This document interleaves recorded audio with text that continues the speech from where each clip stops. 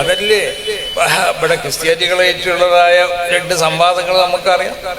അന്ന് എപ്പോഴും ബഹുമാനപ്പെട്ടവർ പറയാറുണ്ട്, എപ്പോഴും ഈ വളവണ്ണ ഉസ്താദൊക്കെ പറയലുണ്ട്, അന്ന് റസൂലുള്ളാഹി സ്വല്ലല്ലാഹു അലൈഹി വസല്ലമ തങ്ങൾ ആ സ്റ്റേജിൽ അവിടെ എൻ്റെ കൂടെ ഉണ്ടായിരുന്നു. അതൊരു വലിയ സംഭവമൊന്നുമല്ല.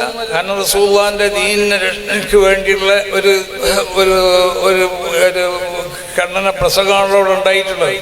അപ്പോൾ മഹാന്മാരാവുന്ന മശായിഖന്മാരുടെയും അമ്പിയാക്കന്മാരുടെയും അള്ളാഹുവിൻ്റെ ഔലിയാദിൻ്റെയൊക്കെ ഹുദൂർ ആ സദസ്സിലുണ്ടാവും എന്നുള്ള കാര്യത്തിൽ യാതൊരു സംശയമില്ല.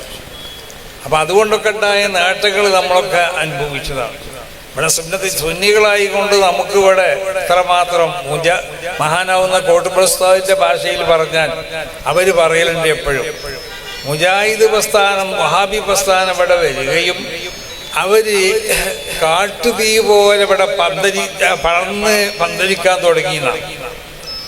കാരണം അവരെ ആശയങ്ങളൊക്കെ കേൾക്കുമ്പോൾ അങ്ങനെയുള്ളൂ. നമുക്ക് തോന്നുന്നത് വെള്ളിയാഴ്ച ഖുതുബ അറബി മലയാള ഭാഷയിലായ നല്ലതല്ലേ, നീ പഠിച്ചാലോ, തറാവി 8 പിന്നെന്താ നല്ല സുഖമല്ലേ, 20 കേൾക്കേണ്ട ആവശ്യമില്ലല്ലോ, 8 കേൾച്ചാൽ പോലെ. ഇതൊക്കെ ഇങ്ങനത്തെ സംശയങ്ങളും ഇതിനുള്ള ചില ഇതൊക്കെ നമുക്കും തോന്നും.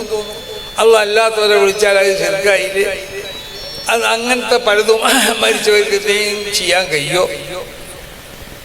അങ്ങനെ അതിനോട് ബന്ധപ്പെട്ടതായ ചില ബാഹ്യമായി അതിനെ സ്ഥാപിക്കാൻ പറ്റുന്ന ലക്ഷ്യങ്ങൾ പറഞ്ഞുകൊണ്ട് സ്ഥാപിക്കുമ്പോൾ നമുക്കും തോന്നും നമ്മൾക്കൊക്കെ അതിലേക്ക് ഒരു ചെറിയ ഒരു ചായ്വ് വരാൻ സാധ്യത ഉണ്ടായി.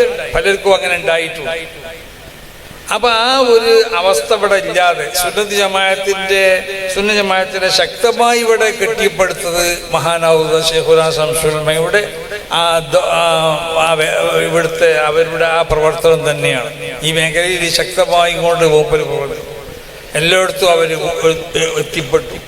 മുനാദറ നടത്തേണ്ട സ്ഥലങ്ങളിൽ മുനാദറ നടത്തി, ഗണന നടത്തേണ്ട സ്ഥലങ്ങളിൽ ഗണന നടത്തി, അല്ലാതെ പ്രസംഗിക്കേണ്ടടുത്ത് അങ്ങനെ പ്രസംഗിച്ചു.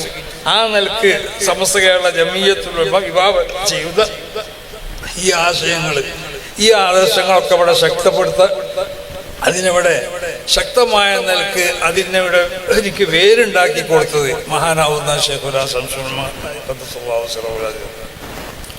പലതിനും പല ലക്ഷ്യങ്ങളും നമ്മളൊക്കെ പല നിലക്കും പഠിച്ചിട്ടുണ്ടെങ്കിലും ഉണ്ട്, ഉസ്താദന്മാരെന്ന് കേട്ടിട്ടുണ്ടെങ്കിലും സംശയങ്ങളൊക്കെ അവിടെ ബാക്കിയായിരുന്നു.